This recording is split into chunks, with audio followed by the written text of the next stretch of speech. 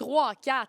Bienvenue à Qu'est-ce qui se passe, un balado d'information de RAD où on vous parle des grosses nouvelles, mais honnêtement, surtout des nouvelles qui nous intéressent, tout en respectant l'intérêt public, bien sûr.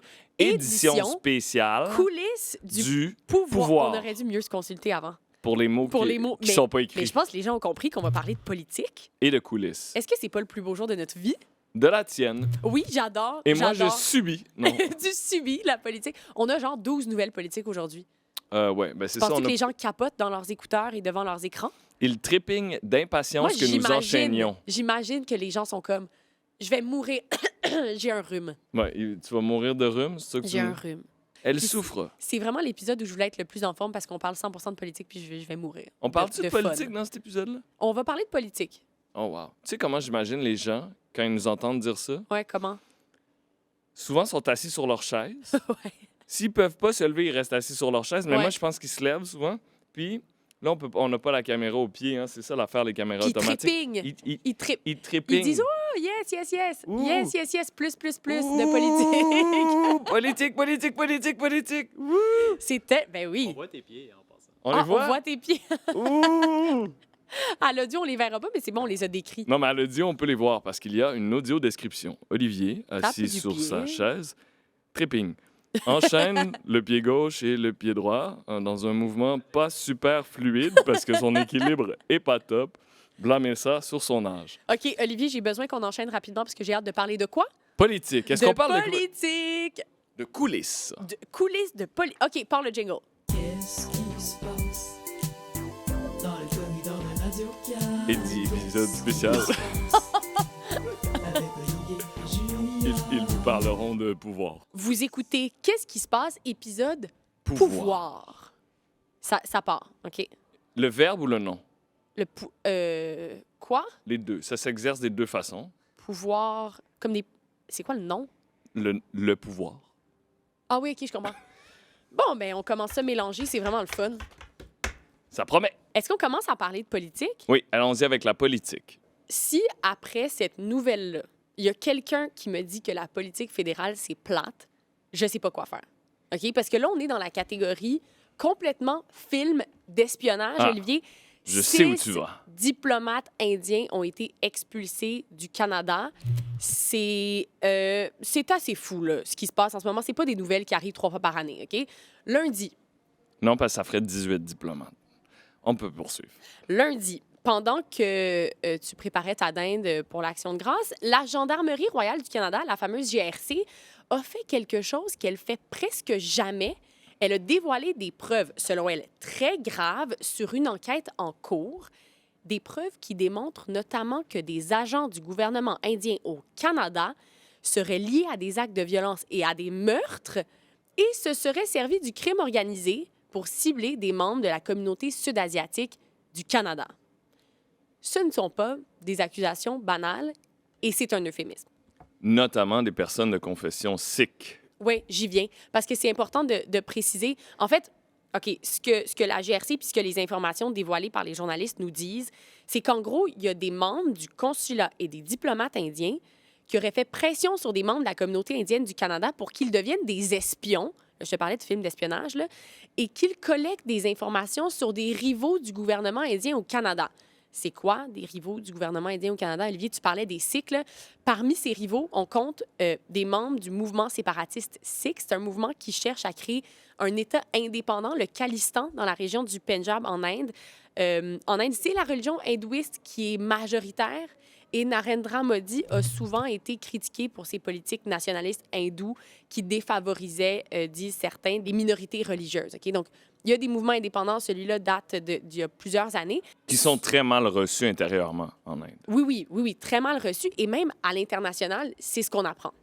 Donc, les informations recueillies par ces espions, OK, seraient par la suite données à des groupes criminels organisés, notamment le groupe Lawrence Bishnoi, qui serait chargé de commettre des actes violents. On parle d'intimidation, d'extorsion, mais ça va jusqu'à des assassinats. OK? Donc, sans faire trop de raccourcis, là, en gros, ce que la GRC avance, c'est que le gouvernement indien a mandaté le crime organisé pour viser des supposés dissidents du gouvernement indien au Canada. Toutes ces informations-là, la GRC les a recueillies dans le cadre... les a recueillies. Maintenant, je dis ça, OK? C'est l'influence que j'ai toi, sur toi. Tu fais ça? Oui. C'est l'élision du premier E. Est-ce que tu dis aussi un secret pour un secret? Non. J'ai entendu ça récemment, puis j'ai pas compris ce que la personne voulait dire. Un secret? Un secret, ouais, t'as jamais entendu ça, c'est terrible. Bref, toutes ces informations-là, donc, la GRC les a recueillies dans le cadre d'une enquête qui visait notamment l'assassinat d'un militant sikh. Ouais. On parlait des Sikhs à Vancouver l'an dernier, Hardip Singh Nijjar. Puis à l'époque, Justin Trudeau avait accusé le gouvernement indien d'être complice du meurtre. Le gouvernement indien avait réfuté les accusations, puis depuis ce temps-là, les relations indo-canadiennes se portent très mal et vont de mal en pis, là, je pense qu'on peut dire ça. Dis-moi, Olivier. Ben non, mais j'allais dire, et la raison pour laquelle ça s'est invité à la table le jour de l'Action de grâce, Mélanie Marquis dans la presse qui en parlait, c'est que la GRC a présenté aux autorités indiennes les preuves de son enquête pour demander de pouvoir interroger les diplomates, parce que les diplomates ont une forme d'immunité. Ce qu'on appelle l'immunité diplomatique. Voilà, exactement. Et ça a été non seulement refusé par le gouvernement indien, mais qui a fait fuiter cette information-là dans ses médias en Inde.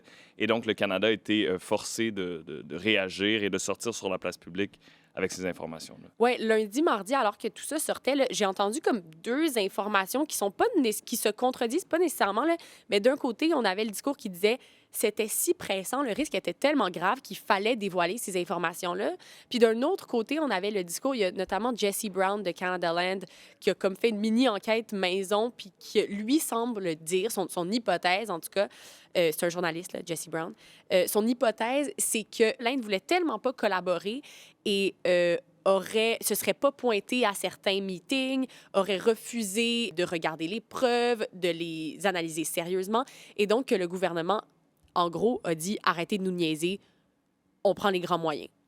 Ça, c'est son hypothèse. Là, le Canada a expulsé 6 agents haut placés du gouvernement indien, et là, tit for tat, comme disent les Anglais, la loi du talion, œil pour œil, dent pour dent, du côté du gouvernement indien, les accusations ont été réfutées, puis ils ont à leur tour expulsé 6 diplomates haut placés canadiens, ce qui fait dire à la BBC que les relations indo-canadiennes ont véritablement atteint le fond du baril, puis ça faisait déjà un moment que ça s'envenimait, là, je disais.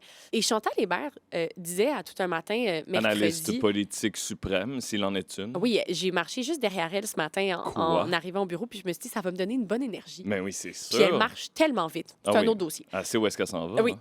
Donc, elle disait à Tout un matin, mercredi, que le poids de la communauté sud-asiatique au Canada, tant dans leur nombre, là, ils sont 1,3 million de personnes, et dans leur engagement, est vraiment important.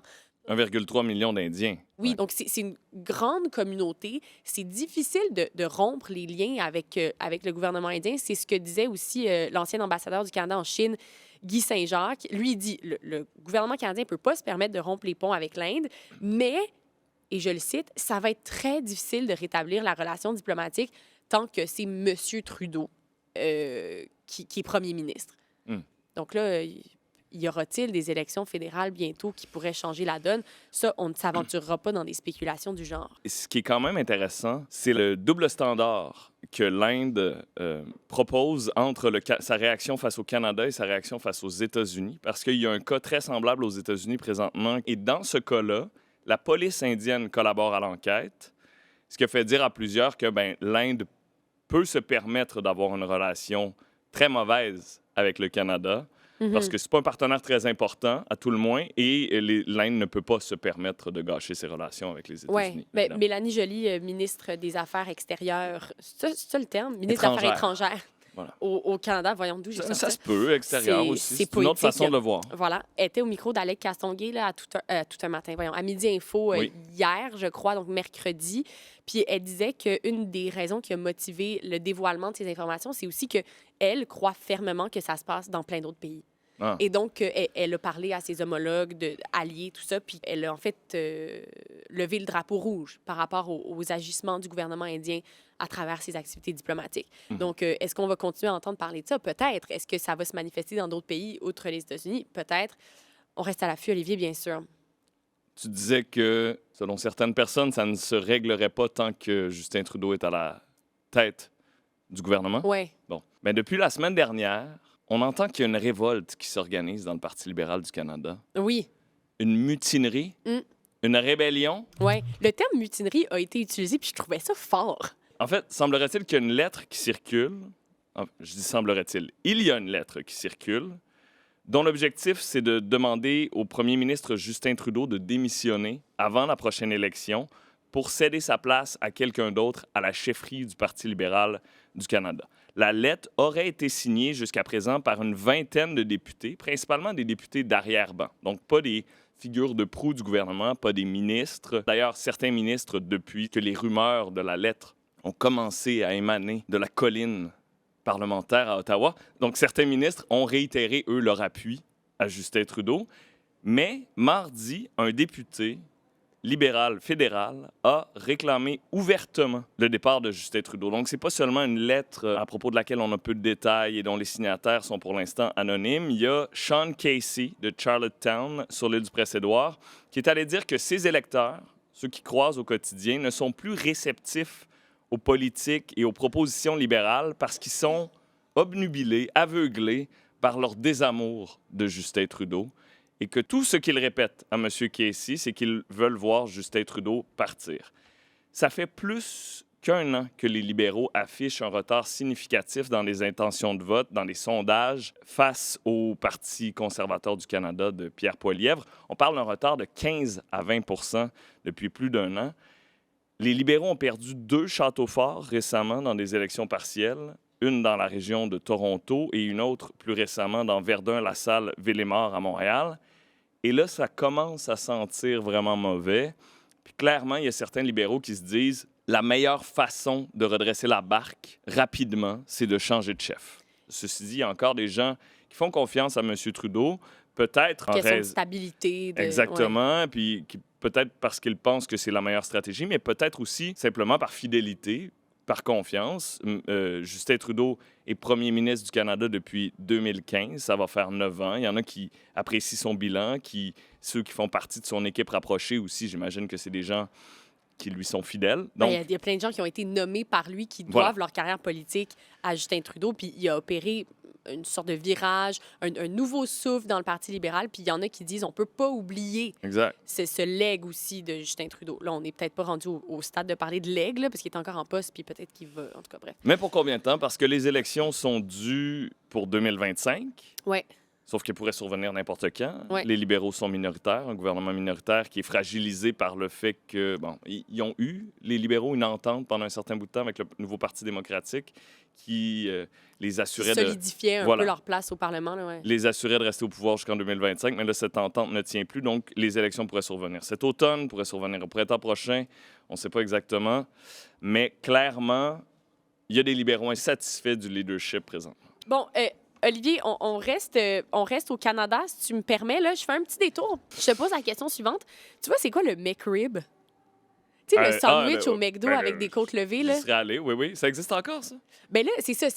Moi, je boude le McDo depuis qu'ils ont retiré la pizza. Ah, il y avait ça? Ah ouais? Indice additionnel sur mon âge, pour ceux qui ne seraient pas allés écouter. C'était quoi, ça date? Genre... C'était long, mais c'était la meilleure affaire, la pizza du McDo. Ça ressemblait à quoi? C'était une parce que là, il y a une pizza. pizza au Tim Hortons qui fait débat aussi parce qu'apparemment, c'est pas très bon, là. Non, mais la pizza du McDo, c'est comme un des plus grands crimes contre l'humanité quand elle a été retirée. Là. Je pense que ça fait partie de la liste des événements les plus dramatiques des années 90. C'était une petite pizza dans une boîte. Pepperoni fromage. Je sais pas s'il y avait d'autres choses. Moi, j'apprenais pepperoni fromage. C'était mon époque pepperoni fromage. Elle n'a pas vraiment changé. C'était mon époque pepperoni fromage.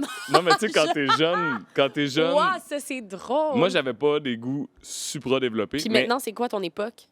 Ah non, mais la pizza, elle peut être n'importe quoi. Là. OK. Hier, j'ai pris une margarita. OK. Tu sauras tout. Ça m'intéresse. Moyen. OK, continue. Excuse. Je sais, j'ai demandé. Des fois, je pose des questions, puis je suis comme, en fait, ça m'intéresse pas. Mais c'est tellement un manque de respect de le dire désolée, après. Je sais. Vis ton intérêt momentané mais en même temps, jusqu'au bout. j'ai décidé d'être transparente. OK, donc c'est quoi? C'est d'une petite pizza, ça venait dans une boîte, genre, puis c'était délicieux? Là, la réponse, ça va-tu t'intéresser? Ouais, là, ça m'intéresse. OK, c'était délicieux, ça venait dans une boîte. Une petite boîte. Bon, tout ça pour ça. On peut-tu revenir au McRib? OK? Le McRib, tu fais bien de le dire, c'est comme un peu une denrée rare parce que là, ça a été retiré au Canada. Puis là, l'an dernier, c'est revenu, mais pour une durée limitée. Puis dans seulement certains restaurants, bref. Ils ont le don, hein, pareil. De nous retirer ce qu'on aime. Bon.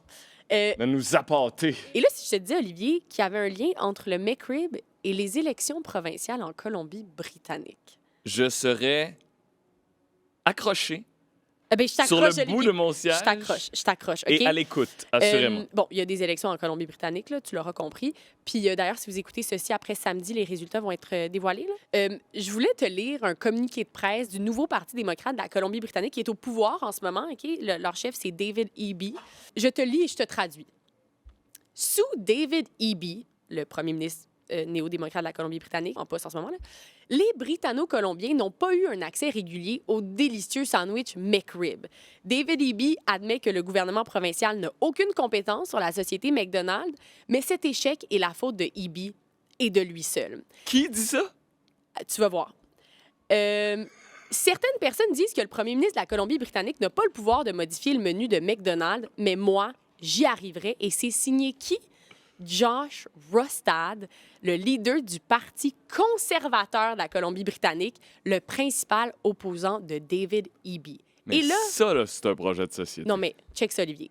Là, ça a l'air d'un communiqué officiel. Ça me parle. Mais c'est une blague, OK? Orchestrée par le NPD de la Colombie-Britannique pour, et je cite, se moquer de Josh Rustad qui fait des promesses qu'il ne peut pas tenir sans aucun plan et sans aucune possibilité pour les médias de poser des questions. Donc, c'est une fausse citation et ça a été vraiment envoyé comme un communiqué de presse sur leurs réseaux sociaux avec le logo du Parti conservateur et tout, là. On est rendu loin, là. Toi, t'as cru que le McRib revenait, puis je te voyais vraiment excité. Ben non, mais je te fais tellement confiance, Julia. J'étais comme, c'est bien incroyable, cette histoire-là. Mais là, on est à quel niveau de la politique rendu là? Bon, on voit en ce moment dans la politique américaine, avec des comptes comme Kamala HQ, notamment, des nouvelles stratégies de campagne. Tu sais, il y a eu des mimes en politique avant, mais là, ça prend une grande place dans les campagnes avec des blagues, des mimes, des canulars et tout ça. Il faut savoir là, que le Parti conservateur de la Colombie-Britannique a dévoilé sa plateforme seulement quelques jours avant l'élection et que par le passé, Josh Rustad, donc le chef de ce parti, avait promis plusieurs choses, notamment d'éradiquer les campements de sans-abri et de ramener les articles de plastique à usage unique. Il a fait comme un peu une petite fixation sur les pailles en plastique, là. Donc, il promet des choses comme ça sans vraiment donner de détails ou de chiffres pour appuyer ses promesses. Puis, tu sais quoi? Ça fonctionne parce que malgré toutes les critiques à son endroit, ça ne l'a pas empêché d'être sur une méchante lancée dans les sondages depuis le début de l'année. Une lancée qui le place au coude à coude avec le gouvernement néo-démocrate sortant. Le Parti conservateur de la Colombie-Britannique avait moins de 2 % des voix aux dernières élections en Colombie-Britannique. C'est pas très populaire habituellement en Colombie-Britannique, les conservateurs. Alors, qu'est-ce qui s'est passé pour qu'il soit si populaire? OK? Bon, il y a... Clairement, le McRib. Le McRib. non, il y a un... non, ça, c'est faux, excuse. Oui, il faut pas mélanger encore plus, là. Il y a un événement quand même majeur qui a permis la montée de ce Parti conservateur de la Colombie-Britannique, qui a d'ailleurs pas été au pouvoir depuis 1933, là. Et c'est en bonne partie l'implosion du parti BC United qui a occupé le pouvoir pendant 16 ans dans la province, puis qui a longtemps été l'option conservatrice la plus populaire auprès des électeurs.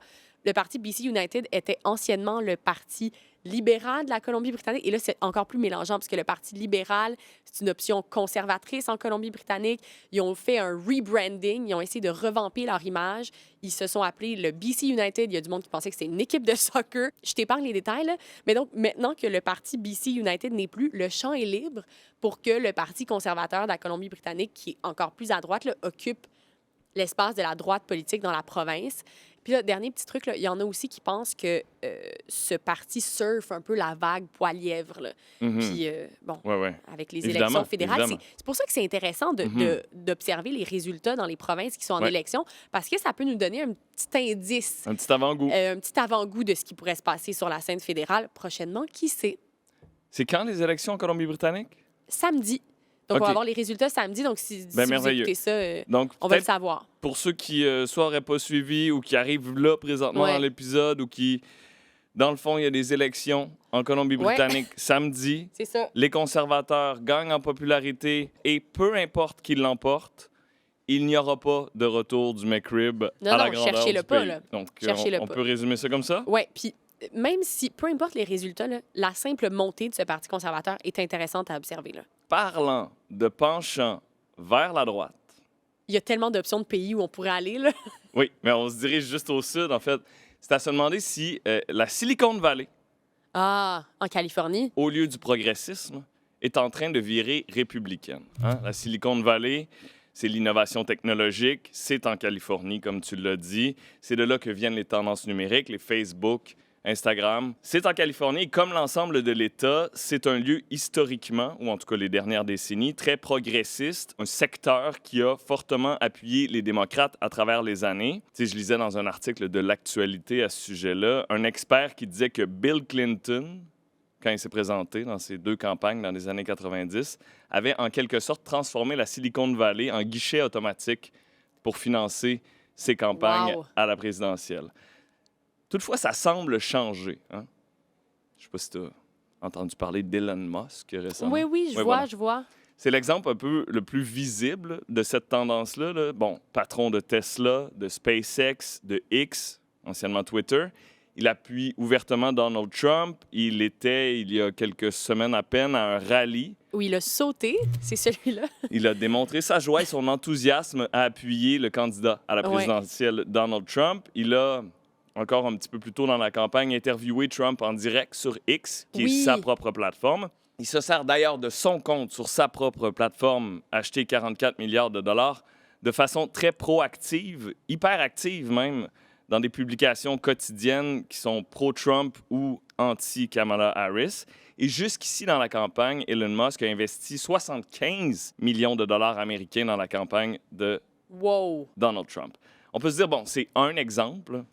En plus, Musk est plus vraiment un représentant de la Silicon Valley parce que techniquement, il a déménagé Tesla au Texas et il a annoncé qu'il ferait pareil avec SpaceX et X. Ah oui, je savais même pas ça. C'est une autre histoire. Okay. Ceci dit, il demeure quand même un représentant du secteur des technologies. Et il n'est pas la seule figure imposante du domaine des technologies à se ranger du côté de Donald Trump. Il y a David Sachs, un investisseur en capital de risque très connu dans ce domaine-là, que moi, je ne connaissais pas du tout.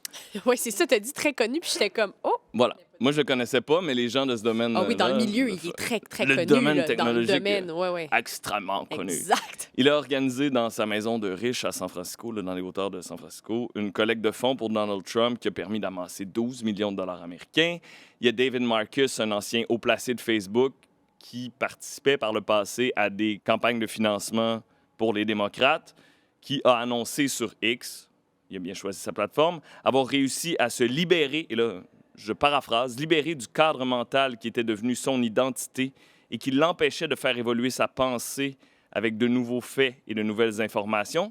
Résultat, après s'être libéré de ce cadre mental-là, il appuie Donald Trump. Okay. Et dans l'article de l'Actualité, Annabelle Nicou, qui est journaliste, qui est basée en Californie, disait avoir constaté qu'à Atherton, qui est la ville la plus riche de la Californie, cet été, elle a vu apparaître des casquettes MAGA, Make American Great Again. Make American Great Again.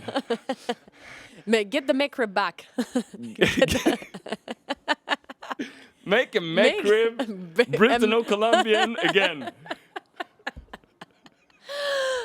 Mettez ça sur une casquette. Oui, s'il vous plaît. Donc, il y a des casquettes MAGA. Make American Great Again. Ah, t'as bien raison. Je vais recommencer ça. Vas-y. Prise 4. Elle a vu des casquettes MAGA. Make American... Voyons, Oli! Tu fais exprès? Voyons! 6e fois! Si seulement je faisais exprès. Comme, tu sais, bien concentré, ça fait 3 fois qu'il se trompe, il y va et se retrompe. Non, mais check bien. Vas-y. Elle a vu... Qu'est-ce qu'elle a vu? Attends, j'ai hâte de savoir. Nicou, dans la ville de Atherton, la ville la plus riche de la Californie.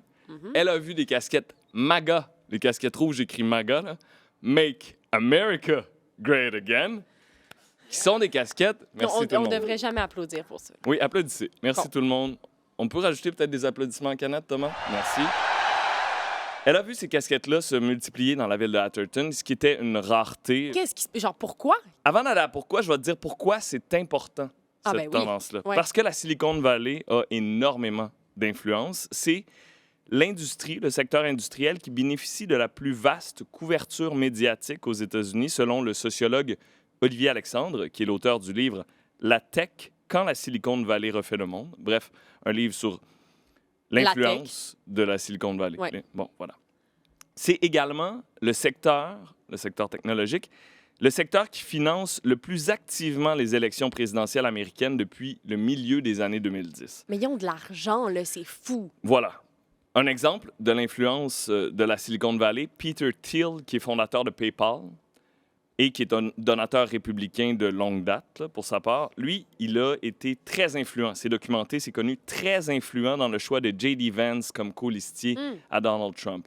Donc, ils ont beau représenter un faible nombre d'électeurs qui est circonscrit géographiquement, les hauts placés de la Silicon Valley, ils ont, avec leur portefeuille puis avec leurs paroles, une influence significative sur la campagne. C'était le cas avant, hein? C'est le cas encore aujourd'hui. C'est juste que, là, j'en parle parce que c'est intéressant de voir comment ce groupe-là, qu'on a pas longtemps cru comme étant monolithique, mais comme presque entièrement acquis aux démocrates, peut se remodeler avec le temps et avec les tendances. Et tu me demandais, Julia, l'excellente question, pourquoi? Mais qu'est-ce qui nous vaut ce virage? Il y en a certains qui parlent de guerre culturelle intrafamiliale ou intergénérationnelle qui font l'hypothèse que certains de ces milliardaires-là auraient un positionnement réactionnaire ou plus intensément réactionnaire en réponse à leurs adolescents qui, eux, deviennent très progressistes, très Mais woke. non, mais attends, là, ça peut pas se jouer là-dessus. C'est une des hypothèses qui circulent. Il y a eu des chicanes familiales publiques, notamment Elon Musk, qui a des relations un peu conflictuelles avec sa fille trans. Il y a Bill Ackman, qui est milliardaire et qui, lui, a une fille qui est allée à Harvard et qui est devenue marxiste, et leur chicane s'est étalée sur la place publique. Bref, c'est une hypothèse. Toutefois, il faut constater que la Silicon Valley, ça a toujours eu un fond de libertarianisme. Oui. Bon, on développe des nouvelles technologies, on veut le faire le plus librement possible, avec le moins de régulation possible pour aller le plus vite possible et pour aller le plus loin possible. Libertarianisme, donc cette doctrine qui refuse... les lois, les cadres, les lois, que l'État se mêle des affaires voilà, des gens. Exactement. Et là, selon Olivier Alexandre, là, qui a écrit le livre sur l'influence de la Silicon Valley, les personnes qui soutiennent Trump craignent que Kamala Harris, si elle devait être au pouvoir, augmente les impôts, tente d'encadrer les crypto-monnaies, impose un cadre réglementaire sur l'intelligence artificielle ou s'assure qu'il y ait une meilleure concurrence, hein, notamment en luttant contre les monopoles. Puis on le sait, les géants de la Silicon Valley font des acquisitions constamment de petites entreprises et aspirent la compétition puis deviennent des compagnies qui ressemblent de plus en plus à des monopoles. Alors que de l'autre côté, si Donald Trump revient au pouvoir, il pourrait, lui, abandonner la taxation sur les grandes fortunes, laisser la crypto-monnaie vivre à l'extérieur de tout cadre réglementaire et mettre le moins de lois possible pour encadrer l'intelligence artificielle afin de permettre aux entreprises américaines de lutter et de compétitionner le plus librement possible contre les entreprises étrangères, notamment les entreprises chinoises. Bien, considérant l'influence de ce petit groupe de la Silicon Valley dans l'élection, on peut s'imaginer qu'un politicien voudrait les courtiser. Tu sais, Donald Trump pourrait vouloir leur promettre des politiques favorables. Tu sais, ça fait partie du jeu. Et il a réussi à en séduire quelques-uns, de toute évidence, mais ceci dit, ça demeure très marginal là, comme mouvement, parce qu'il y a quand même un des plus importants contributeurs de la Californie en termes de financement. Ça demeure Reid Hoffman, qui est cofondateur de LinkedIn, qui est un investisseur en capital de risque et qui a donné 21 millions de dollars américains aux démocrates à ce jour pour cette campagne-ci. Si la Silicon Valley aussi, là, on va se dire, si la Silicon Valley devait à elle seule choisir la présidence américaine, ce serait Harris à 200 %. Et ça, c'est pas moi qui le dis, c'est toujours Olivier Alexandre, le sociologue, qui a écrit un livre sur l'influence de la Silicon Valley, mais malgré le fait que la Silicon Valley est massivement, tout comme l'ensemble de la Californie, derrière les démocrates, il y a un changement idéologique qui est en train de se produire. C'est intéressant de le voir, de l'analyser, de comprendre pourquoi. Oui, puis ces gens-là, des Elon Musk, sont vus comme des modèles par certains jeunes aussi, fait qu'ils peuvent avoir un impact culturel plus large. Et ils sont à la tête de technologies, de plateformes qui ont une influence massive culturellement. Oui. D'ailleurs, Julia, est-ce que ce serait pas un bon moment pour parler d'un événement spécial? On va faire une soirée pour les élections présidentielles américaines. Qu'est-ce qui se passe sera en direct sur YouTube ainsi que sur le site de RAD Internet. RAD.ca. www avant, idéalement, mais t'es pas obligé, c'est optionnel, je pense, dans la barre d'adresse. Bref. RAD.ca, on est en direct. Grosse soirée. Julia, moi, mais aussi... plusieurs invités. On gâche pas la surprise, Rachel, on le dit pas. Il y a plein d'invités, des gens qui vont nous aider à comprendre les élections, mais on veut que cet événement-là soit comme un gros party de visionnement où on est tous ensemble et on est témoins de cette élection qui sera, sans aucun doute, historique. Et là, puisqu'on est vraiment dans un bon mood, puisqu'on vient de vendre notre événement du 5 novembre 2024 à compter de l'heure exacte, on va vous revenir avec ça, là, mais c'est autour de 19h30. Oui, vous mettrez ça à vos agendas, on va vous le rappeler, OK? Inquiétez-vous pas, on va être gossant toutes les semaines avec ça. Vu qu'on est vraiment dans une bonne énergie, j'aimerais finir sur une nouvelle top qui va te remonter le moral. Une nouvelle top? Oui! Eh bien, je parle, Julia, tu l'auras deviné, de la chute des capacités de captation du carbone de la Terre. Oh, ouais, j'ai vu ça passer. C'est dramatique. Alors, les océans et les forêts ont commencé à absorber moins de carbone. Et c'est un problème, tu l'as bien noté, Julia. Oui. Julia, laisse-moi te raconter brièvement une histoire telle que je l'ai lue dans The Guardian cette semaine. Bref, laisse-moi te traduire un article du Guardian. Mot pour mot? Alors, chaque soir, quand le soleil... Je vais recommencer ça. Quand le soleil se souche? Oh! Je repars. Chaque soir, quand le soleil se couche, s'amorce la plus vaste migration sur Terre. Des zooplanctons et des microplanctons émergent des profondeurs de l'océan pour rejoindre la surface où ils dégustent des micro-algues, puis regagnent les profondeurs marines avant que la lumière du jour ne vienne les importuner. Les déchets de ce vaste balai tombent au fond de l'océan et c'est ainsi que sont extraites de l'atmosphère des millions de tonnes de carbone chaque année. Eh bien, Julia, voilà une des façons que la Terre capte le carbone. Parce que les océans, les forêts, les sols et tous les autres puits de carbone naturels ont l'habitude d'absorber environ la moitié du carbone produit par l'activité humaine à chaque année. C'est significatif, sauf que voilà que des résultats préliminaires d'une équipe internationale de scientifiques nous révèlent qu'en 2023, qui par ailleurs était l'année la plus chaude jamais enregistrée, que de bonnes nouvelles dans ce domaine, vraiment, là. Les forêts et les océans n'ont absorbé aucun carbone. Hein? Bilan neutre. Ils en ont absorbé, mais ils en ont émis la même quantité. Autant. OK. Comment est-ce que ça se peut? Il y a les sécheresses qui font que les sols absorbent moins, voire relâchent du CO2. Les sécheresses, toujours, donc des événements occasionnés par le réchauffement, voire les changements climatiques. Les sécheresses font que certains arbres meurent plus rapidement et donc ne captent plus de CO2. Les sécheresses et les températures élevées augmentent les feux de forêt ou la prévalence des feux de forêt, qui, eux, transforment les forêts qui sont habituellement des puits de CO2 en sources d'émissions de CO2. Juste pour te donner un exemple, les feux de forêt au Canada en 2023, là, qui ont été significatifs, ont relâché en CO2 l'équivalent de ce que les États-Unis au complet produisent en 6 mois. Quoi?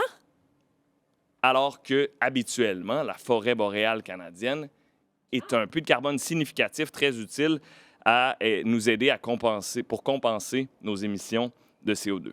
Est-ce que c'est une tendance durable? On ne le sait pas. Ça pourrait être temporaire, c'est-à-dire que dans une année où il y aurait moins de feux de forêt ou moins de sécheresse, le bilan de captation du carbone des forêts et des sols pourrait à nouveau être positif. OK, mais est-ce qu'il ne va pas y avoir plus de sécheresse dans les années à venir? Oui, mais pas de façon constante, linéaire. Je veux dire, cette année, les feux de forêt au Canada ont été moins significatifs qu'en 2023. Ouais. Ceci dit, ça démontre la fragilité des écosystèmes. Et aussi, il faut considérer qu'on n'a pas vraiment pris en compte, dans la plupart des modèles de projection du réchauffement climatique, on n'a pas pris en compte un effondrement rapide de la capacité d'absorption de la Terre. Mm-hmm. Et donc, si ça devait se matérialiser, si ça devait être une tendance véritable, il faut s'attendre à un réchauffement encore plus rapide que tout ce qu'on a prévu jusqu'à maintenant. C'est un cercle vicieux. Exact. Et donc, si la nature n'absorbe pas autant de carbone qu'on l'a prévu, bien, il va falloir ajuster nos cibles de réduction de gaz à effet de serre. Il va falloir compenser, nous autres. Wow! Donc, voilà. Ah, ben tu finis ça sur une vraiment bonne nouvelle. Je suis contente. Non, mais en même temps, c'est porteur d'espoir. Quand on sait, on peut agir, Julia. Oui, j'aimerais te dire que ça n'a pas toujours été la règle non? Dans l'histoire et dans la vie, mais on peut espérer. Olivier, il nous reste l'espoir. L'espoir? L'espoir. C'est de ça dont on vit, nous, Julia. D'ailleurs, l'espoir de se retrouver la semaine prochaine, même heure, même poste. N'oubliez pas de nous écrire. Audio, YouTube. D'ailleurs, si vous nous écoutez sur audio, écrivez-nous info@rad.ca pour nous dire... Pour dire quoi? J'écoute sur audio? Est-ce que le son est bon? Est-ce que vous appréciez? Est-ce que vous comprenez tout ce qu'on... Tu sais, des fois, on a des petites blagues visuelles, on essaie de les transmettre. Tu veux des retours? Mais c'est parce que c'est nouveau, hein, qu'on est sur audio. Donc, juste savoir, est-ce que vous aimez l'expérience? Est-ce que ça a changé votre vie depuis qu'on est sur audio? Sur une échelle de 1 à 10, à quel point votre vie est changée? Moi, c'est un peu la question que je pose. Juste à quel point votre vie est bouleversée positivement. Bouleversée, oui. Bouleversée. Puis on va finir là-dessus. Merci, Olivier. Au revoir. Merci à toi, Julia. Au revoir. Au revoir. J'ai fini ça. Ici Julia Pagé, Radio-Canada, à Montréal. Ici Olivier Arbonmas, Radio-Canada, Montréal. Moi, toujours on enlève, hein? Oui. Dis-moi qu'est-ce qui se passe, dis-moi qu'est-ce qui se passe.